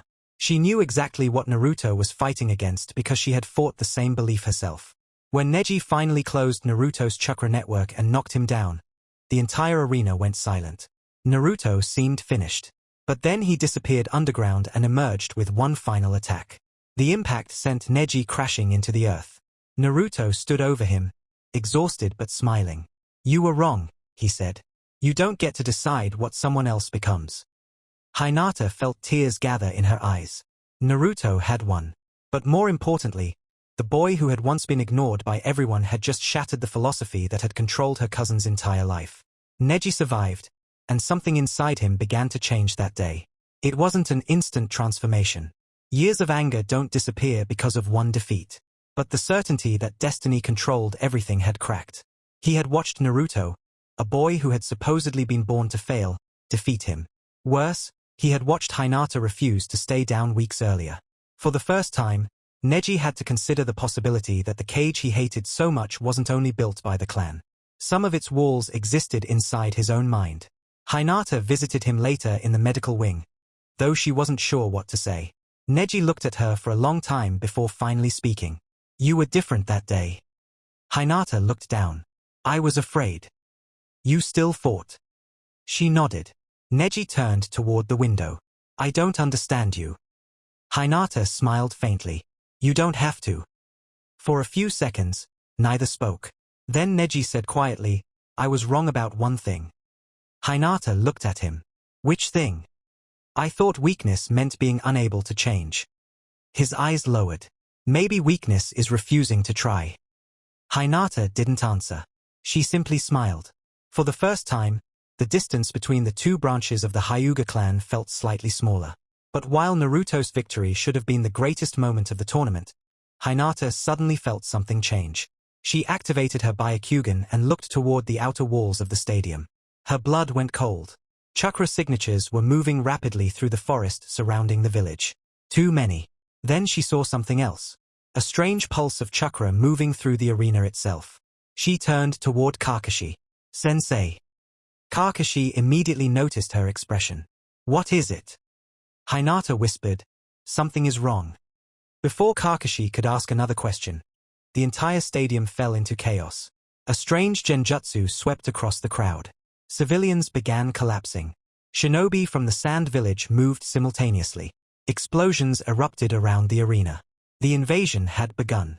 Naruto was still inside the arena when the first wave of attackers appeared. Hinata didn't hesitate. She jumped down from the stands and landed beside him. Naruto looked around in confusion. "What's happening? We're under attack." "By who?" Hinata activated her Byakugan. "Sand and Sound Shinobi." Naruto's expression hardened. "Then we fight." Before Hinata could answer, Kakashi appeared. "Naruto, Hinata, get the civilians out. Leave the main battle to the Jonin." Naruto immediately protested. But Kakashi cut him off. "This isn't a tournament anymore." Hinata understood. The village was burning. Shinobi were fighting everywhere. The mission had changed again. Protect Konoha. They ran through the streets together. Explosions shook the buildings around them while smoke filled the sky. Naruto fought several invading shinobi while Hinata tracked others through the walls, warning him before attacks arrived. Their teamwork had become almost instinctive. "3 above us!" Hinata shouted. Naruto created clones. The attackers dropped from the roof. The clones intercepted them before they could reach the civilians. "Left alley!" Hinata called. Naruto turned instantly. A sound shinobi was preparing a technique. Naruto's Rasengan smashed into him before he could finish the hand signs. "Nice!" Naruto shouted. Hinata smiled. "You're welcome." For a moment, despite the destruction around them, it felt like another mission. Just another battlefield where they knew how to move together. Then Naruto sensed something. A massive chakra signature. He stopped. Hinata's Byakugan activated automatically. Her eyes widened. Gaara. Far beyond the village, she could see a monstrous chakra forming around the sand shinobi. It was no longer completely human. Naruto understood immediately. "We have to stop him." Hinata nodded. "But Sasuke is already chasing him." Naruto looked toward the forest. "Then we follow." They moved through the trees at full speed. Sasuke was far ahead, his curse mark active, chasing Gaara as the transformation continued. Naruto was furious that Sasuke had gone alone, but Hinata could see something else. Sasuke's chakra was unstable. The curse seal was spreading. "We need to catch him before he gets too far," she said. Naruto nodded. "Hold on." They reached the forest just as Gaara's transformation became monstrous. Sand erupted through the trees. Sasuke stood injured on the ground, barely able to move. Gaara's chakra had become enormous. Naruto stepped between them. "Sasuke, get back." Sasuke glared at him. "Don't tell me what to do." Naruto ignored him. Hinata moved beside Naruto and activated her Byakugan. She could see Gaara's chakra flowing through the sand shell. "The real body is inside." Naruto looked at her. Can you tell me where? Hinata nodded. Yes. She pointed. Upper left side of the shell. The chakra is concentrated there. Naruto smiled. Perfect. The fight against Gaara became one of the hardest battles Naruto had ever experienced. Gaara's sand was almost impossible to break through. Naruto's shadow clones were destroyed by the hundreds. Hinata constantly called out the locations of Gaara's real body. But even with that information, Naruto struggled to get close. When Gaara transformed further, the entire forest shook. Naruto was thrown through several trees. Hinata rushed toward him. Naruto. He pushed himself up. I'm okay. She frowned. You're bleeding everywhere. Naruto smiled. That's usually how these things go. Hinata wanted to laugh, but she was too scared. This was different from their previous battles. Gaara wasn't simply fighting them. He was losing control. Naruto finally understood what Gaara truly was. A Jinchuriki. A child carrying a monster inside him. The same loneliness. The same hatred. The same fear of being seen as something less than human. But their lives had taken different paths. Naruto had found Iruka. He had found Kakashi. He had found Sasuke. And most importantly, he had found Hinata. Gaara had found nobody. Naruto stood again. I know what it's like, he said. Gaara stared at him. To have everyone look at you like you're a monster. The sand around Gaara trembled. I know what it's like to eat alone. To walk through the village and feel like everyone wishes you weren't there. Hinata watched Naruto carefully. But I met people who changed that, Naruto continued. People who made me want to become stronger. His eyes moved toward Hinata for half a second. And I'm not letting you throw your life away just because nobody gave you what I got. Gaara's expression changed. For the first time, he wasn't looking at Naruto like an enemy. He was looking at someone who understood him. The final exchange was brutal. Naruto summoned Gamabunta. Gaara's transformation grew even larger, and the forest became a battlefield of monsters. Hinata couldn't fight Gaara directly, but she became Naruto's eyes. She watched his chakra movements and called out every opening. Naruto trusted every word without hesitation. 3 meters right, she shouted. Naruto moved. Behind you. He turned. Now. Naruto launched himself forward and struck Gaara with everything he had left. Eventually, both boys collapsed. Naruto crawled through the dirt toward Gaara. Gaara stared at him. Why? Naruto looked confused. Why did you keep getting up? Naruto smiled weakly. Because someone was waiting for me to come home. His eyes shifted toward Hinata. And because I don't want anyone else to feel like they're alone. Gaara's eyes widened. Something inside him finally broke. Not his mind. His hatred. The battle ended. The invasion continued elsewhere, but the monster in Gaara had stopped. And Naruto had once again reached someone that strength alone could never save. But there was another battle happening far away. One that Naruto didn't know about. One that Hinata couldn't see. The third Hokage was fighting Orochimaru. And this time, even her Byakugan couldn't change what was coming. By the time Naruto and Hinata returned to the village, smoke covered the sky. Buildings were damaged. Shinobi were carrying wounded civilians through the streets. The celebration had become a funeral. Then the news reached them. The third Hokage was dead. Naruto stopped walking. Hinata felt his chakra drop. The old man who had watched over Konoha was gone. Kakashi stood nearby, silent. Sasuke was missing. The village had survived. But it had paid for that survival with blood. Naruto looked toward the Hokage monument. For once, he didn't say anything. Hinata stepped closer. Their shoulders touched. She didn't try to comfort him with words. She knew sometimes words weren't enough. Naruto looked at her. You're still here. Hinata nodded. I told you. He smiled faintly. You did. Neither of them realized how important that promise would become. Because while Konoha mourned the third Hokage, another tragedy was already beginning. Sasuke stood alone in the darkness, staring at the cursed mark on his neck. He had watched Naruto grow stronger. He had watched Hinata become someone who could stand beside them. He had watched Naruto defeat Neji. He had watched Naruto defeat Gaara. And something inside Sasuke had begun to whisper a dangerous question. If Naruto keeps getting stronger, how long before I'm the weakest one again? The curse mark pulsed. And somewhere far away, a pair of pale eyes watched the village. Orochimaru had failed to destroy Konoha. But he hadn't failed to leave a seed behind. A seed that had already begun growing inside Sasuke. And soon, Team 7 would face an enemy far more difficult than Zabuza or Gaara. An enemy who wouldn't attack them from the outside. He would come from inside their own team.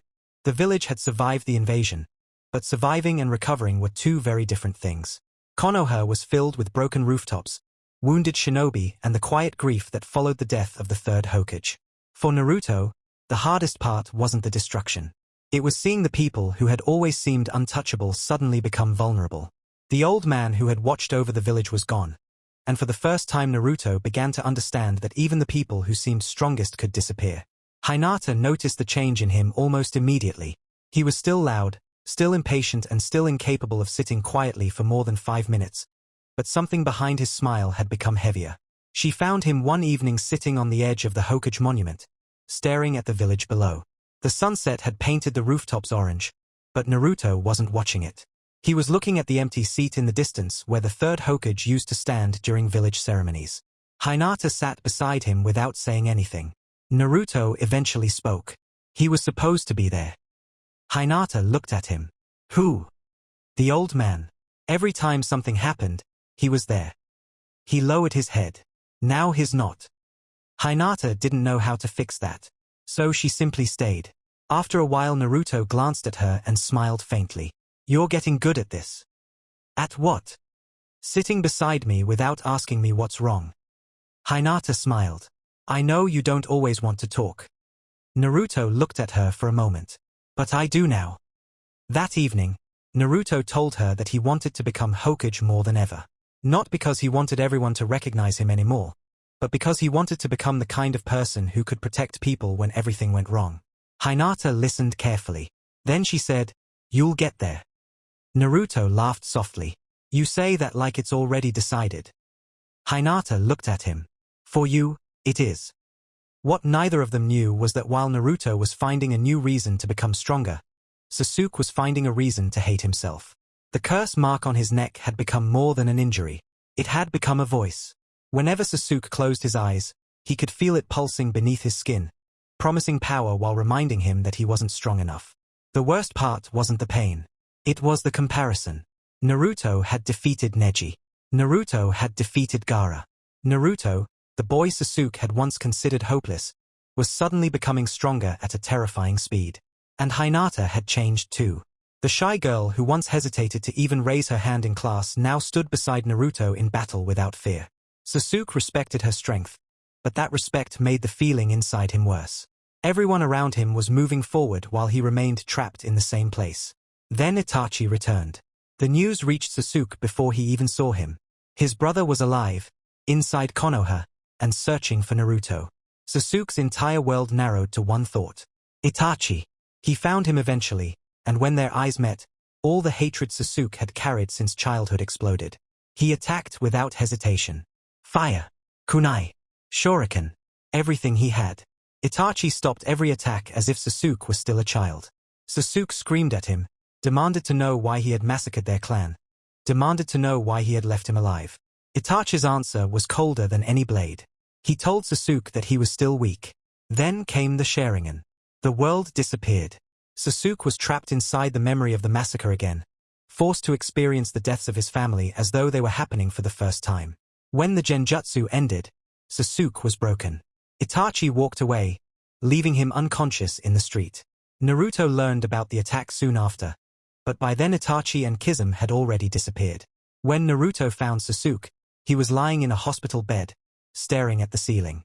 Naruto tried to joke with him. He tried to tell him they would get stronger together. He even promised that someday they would beat Itachi. Sasuke didn't respond. Hinata stood near the doorway, watching him carefully with her Byakugan. His chakra was unstable. The curse mark was reacting to his anger, spreading like a dark stain beneath his skin. Sasuke, she said quietly, you need to rest. Sasuke turned toward her. You don't understand. Hinata didn't argue. Maybe I don't. Sasuke looked away. That's the problem. None of you understand. Naruto stepped closer. Then tell us. Sasuke's eyes hardened.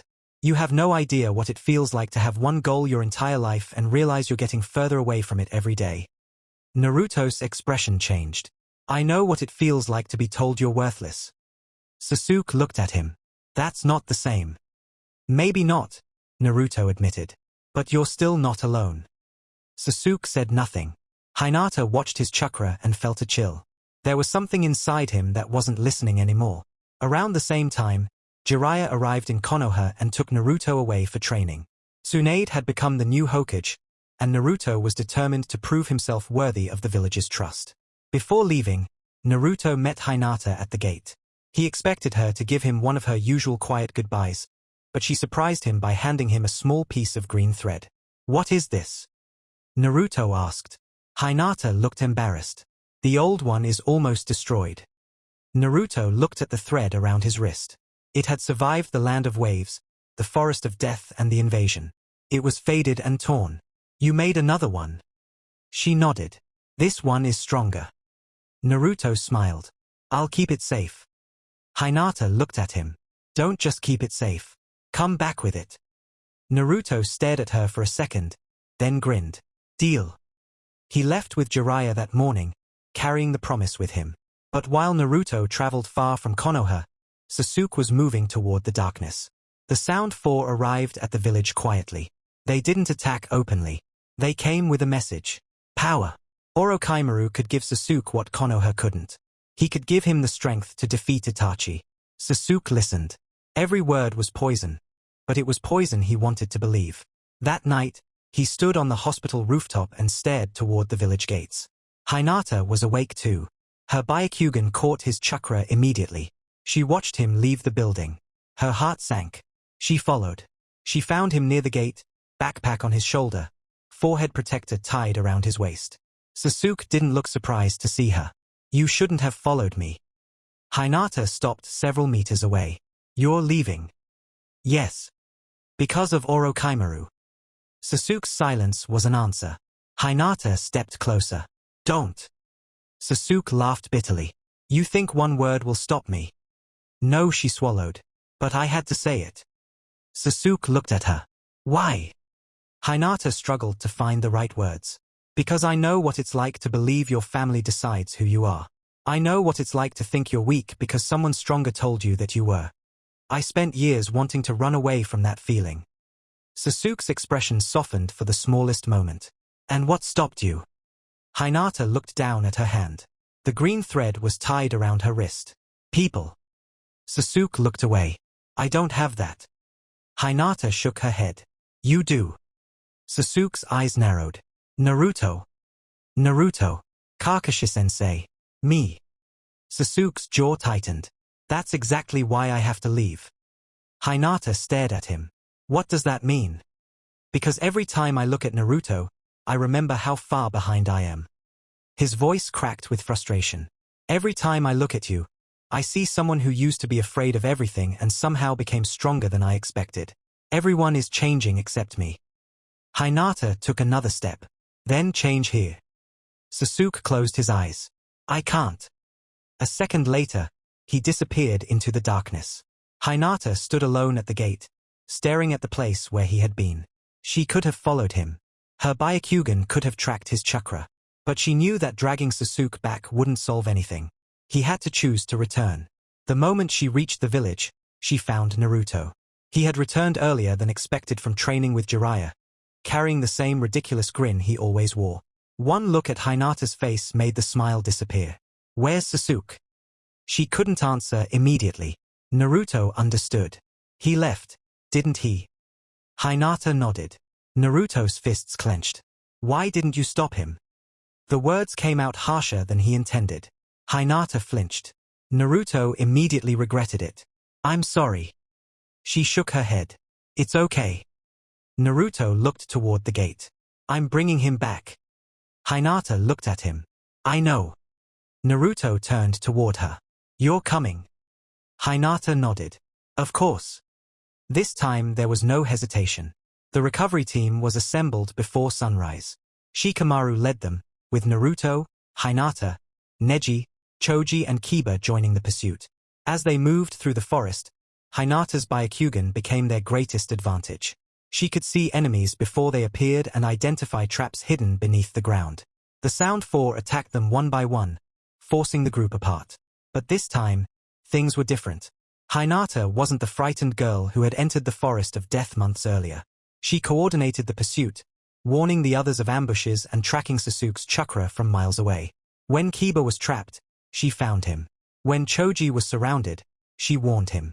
When Neji was confronted by one of the Sound Four, Hinata saw the attack before it happened and shouted a warning. Neji turned just in time. The arrow that should have pierced his chest only grazed his shoulder. Neji looked toward the distant ridge where Hinata stood. Their eyes met across the battlefield. "Thank you," he said. Hinata smiled. "We're family." It was a simple sentence, but for Neji it meant more than she realized.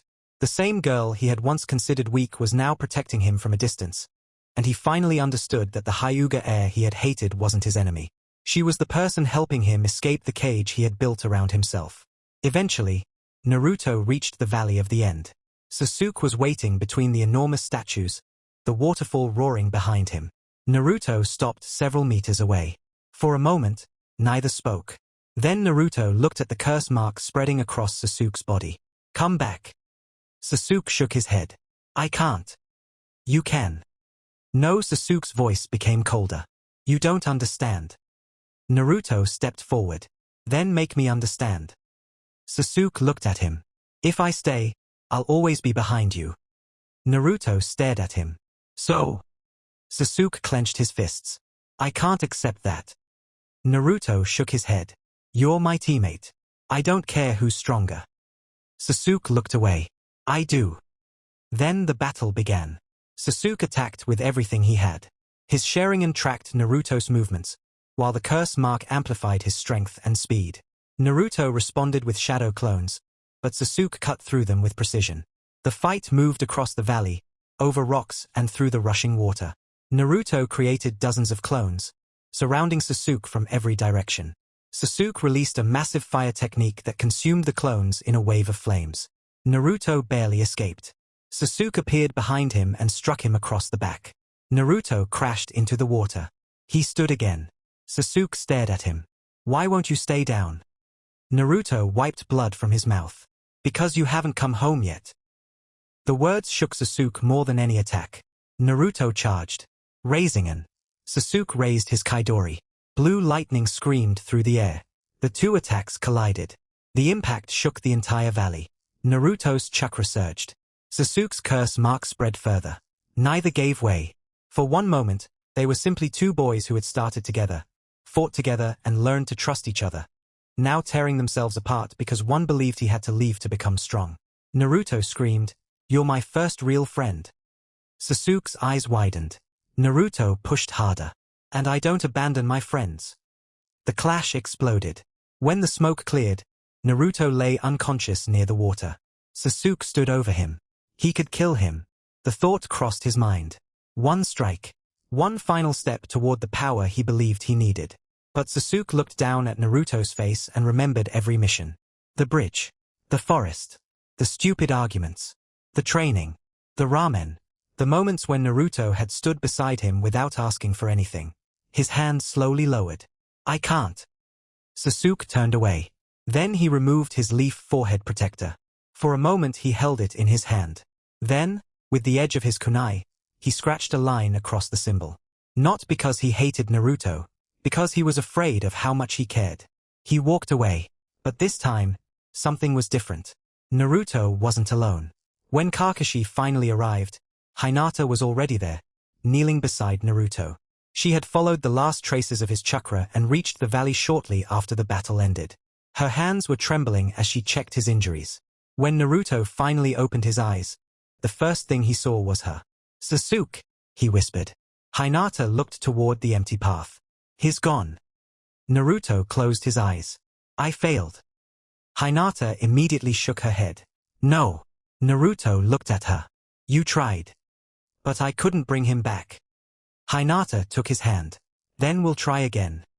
Naruto stared at her. She smiled. "That's what you taught me, remember?" For a long moment, Naruto said nothing. Then his fingers tightened around hers. Yay! The journey back to Konoha was quiet. Sasuke was gone. Orochimaru had won. The village had lost another member of Team 7. But Naruto wasn't broken. Because when he opened his eyes, Hinata was still there. And somewhere inside that valley, a promise had been made without either of them saying it aloud. They would bring Sasuke home. No matter how long it took. No matter how far he ran. And no matter how much darkness stood between them. Because Team 7 had begun as 3 children placed together on a list. But somewhere along the way, they had become something stronger. They had become family. And families could break. They could fight. They could disappear. But they didn't stop searching for each other. The morning after Naruto returned from the Valley of the End, Konoha felt strangely small. The village had survived the invasion. The third Hokage was gone. Sasuke had left. And yet the sun still rose over the rooftops as if the world hadn't changed at all. Naruto hated that. He hated how ordinary everything looked when his team had been torn apart. He spent the first few days refusing to accept that Sasuke was truly gone. Every time someone mentioned that Orochimaru had taken him, Naruto immediately said they would bring him back. Every time someone tried to tell him that Sasuke had made his choice, Naruto became louder. Hinata didn't argue with him. She knew better than anyone that Naruto's stubbornness wasn't something you could simply talk out of him. It was the same stubbornness that had carried him through the forest of death. The same stubbornness that had made him stand in front of Gaara. And the same stubbornness that had made him chase Sasuke all the way to the Valley of the End. So she stayed beside him while he trained, while he shouted, while he failed, and while he tried again. One evening, Naruto was sitting alone on the training ground, staring at the grass beneath him. His hands were wrapped in fresh bandages. Hinata approached quietly and sat beside him. "You're thinking about Sasuke," she said. Naruto didn't answer. After a long silence, he finally whispered, "I promised I'd bring him back." Hinata looked at him. "Then one day, you will." Naruto turned toward her. "What if I'm not strong enough?" Hinata's expression softened. "Then get stronger." Naruto gave a weak laugh. "That's your answer. It's yours too." He looked at her for a moment before smiling. "You're starting to sound like me." Hinata smiled back. "Maybe I've been listening." The arrival of Jiraiya changed Naruto's life once again. The legendary Sannin had seen enough of the boy to understand that raw determination wasn't going to be enough anymore. Naruto needed control. He needed experience. He needed to learn how to use the power inside him without letting it consume him. So Jiraiya offered to take him away from Konoha for training. Naruto immediately agreed. Hinata knew what that meant. Another goodbye. Another period of waiting. She tried not to show how much it bothered her, but Naruto had become much better at reading her than he realized. On the morning he was supposed to leave, he found her near the village gates. She was holding something in her hand. When she opened her palm, Naruto saw a small length of green thread. "Again?" he asked with a laugh. Hinata nodded. "The other one is almost destroyed." Naruto looked down at the faded thread around his wrist. It had survived the land of waves, the forest of death and the valley of the end, but it was barely holding together. Hinata carefully tied the new thread around his wrist beside the old one. "This one is stronger," she said. Naruto looked at it. "What does it mean?" Hinata hesitated before answering. "That you have somewhere to return to." Naruto went quiet. For once, he didn't make a joke. He simply looked at her and smiled. "Then I'll come back." Hinata nodded. "I know." Naruto started walking away, then stopped and turned around. "Hinata." She looked up.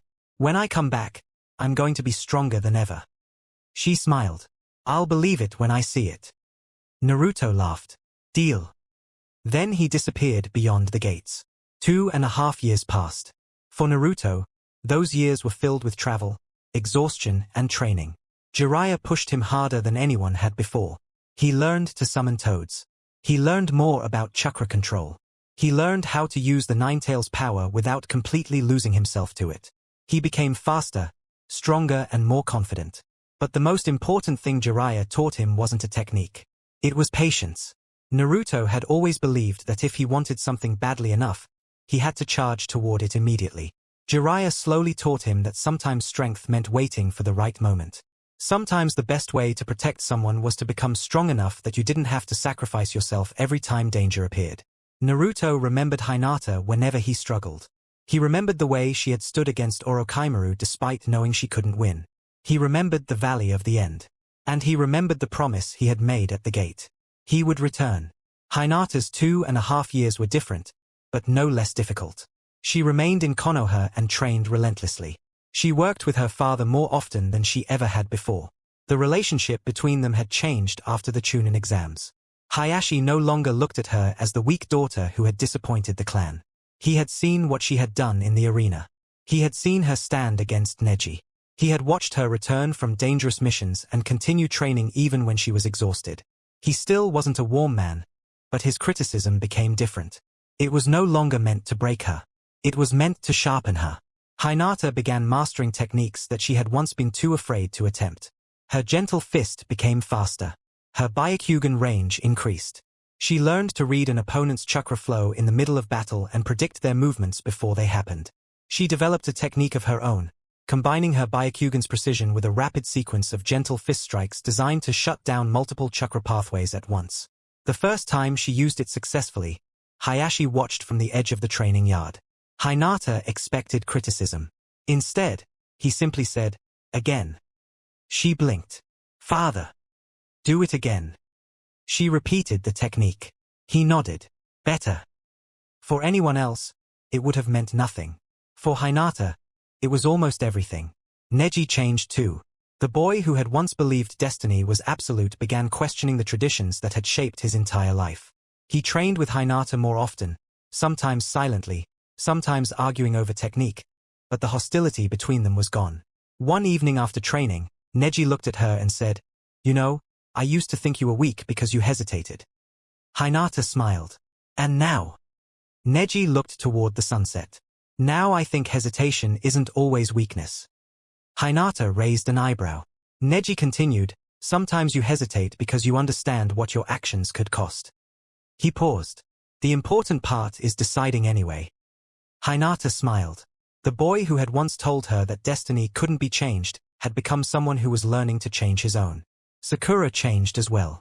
Being separated from Sasuke and Naruto had forced her to grow in a different direction. Under Tsunade's guidance, she became a medical ninja and developed frightening physical strength. She no longer measured herself by how Sasuke looked at her. She still cared about him, of course, but the feeling had become something more complicated than the childish obsession she once had. Sasuke had left. Naruto had gone to train. Everyone had grown. Sakura realized that waiting for someone else to change wasn't a life. So she changed herself. By the time Naruto was due to return, the three girls who had once been academy students were becoming very different women. Then, one morning, Konoha received a message. Naruto was coming back. Hinata had known this day would arrive for 2.5 years, but knowing something was coming didn't make it easier to face. She stood near the village gates with several other shinobi, trying desperately to remain calm. When the gates finally opened and a tall blonde figure walked through, she almost didn't recognize him. He was still Naruto, obviously. The same ridiculous hair, the same impossible smile. But he was taller now, broader. His movements had changed. There was confidence in the way he walked that hadn't existed before. Naruto looked around the village, smiling as memories came rushing back. Then his eyes moved through the crowd. He was searching. Hinata knew exactly who he was searching for. Their eyes met. For a second, everything else disappeared. Naruto smiled. "Hinata." She smiled back. "Welcome home." Naruto walked toward her. He stopped in front of her and stared for a moment. "You've changed." Hinata tilted her head. "So have you." Naruto laughed. "No, seriously. You're different." She smiled softly. "I stopped hiding." Naruto's expression softened. "I guess I helped." Hinata looked at him. "More than you know." Naruto scratched the back of his head, suddenly embarrassed. "Well, I'm glad." Neither of them said anything else. They didn't need to. That evening, Team 7 was reassembled. Kakashi stood in front of Naruto, Hinata, and Sakura, looking at them with his usual lazy expression. "It's been a while." Naruto grinned. "You're still late." Kakashi's eye curved. "And you're still annoying." Hinata laughed quietly. Sakura shook her head. For a brief moment, it almost felt like nothing had changed. Almost. Because one place was still empty. Sasuke. Naruto looked toward the empty space beside them. His smile faded. We're going to bring him back. Kakashi watched him carefully. You haven't changed. Naruto shook his head. I have. Hinata looked at him. Naruto continued. Before, I wanted to bring Sasuke back because I promised someone I would. He looked toward the empty space again. Now I want to bring him back because he's my friend. Kakashi's eye softened. That, he said quietly, is a better reason. Their first mission after Naruto's return came sooner than expected. A rescue request had arrived from the Sand Village. Their Kazekage had been attacked. Gaara. The same boy Naruto had fought years earlier. The same boy Naruto had reached when nobody else could. Now he was the Kazekage. And he had been taken by the Akatsuki. Naruto's reaction was immediate. We're going. Kakashi nodded. Hinata looked at Naruto. The moment he heard Gaara was in danger, something inside him had awakened. Not anger. Responsibility. Years ago, Naruto had saved Gaara from himself. Now someone else had taken Gaara away. Naruto wasn't going to stand by and watch. As Team 7 prepared to leave Konoha, Hinata tightened the green thread around her wrist. Naruto noticed. You still have it. She smiled. Of course. He looked at his own wrist. He had kept his two pieces of green thread. 2 promises that had survived 2.5 years. And now they were walking into a new world. A world where the enemies were no longer missing nin hiding in forests. They were an organization hunting monsters inside human bodies. The Akatsuki. And somewhere in that organization was the same darkness that had taken Sasuke away. Naruto didn't know it yet, but the road ahead would bring him face to face with people who understood loneliness better than anyone he had ever met. It would force him to confront the Nine Tails. It would test his bond with Hinata. It would bring Sasuke back into his life. And eventually, it would force the entire shinobi world to answer one question. What happens when someone who has lost everything decides to make everyone else feel the same pain? The answer would come in the form of a man named Pain. But before Naruto could face Pain, before he could understand what the Akatsuki truly wanted, he had to save the boy who had once been exactly like him. Gaara. And this time, Hinata would be standing beside him when they entered enemy territory. Because the girl who had once watched Naruto from a distance was no longer watching. She was walking beside him. And the next battle would prove just how far she had come. So, I'll finally end this story here. Guys, if you want a part 2, make sure to comment and hype up the video. And don't forget to leave a like. You know, it gives me a little motivation to keep bringing you even better stories. I'll see you in the next video.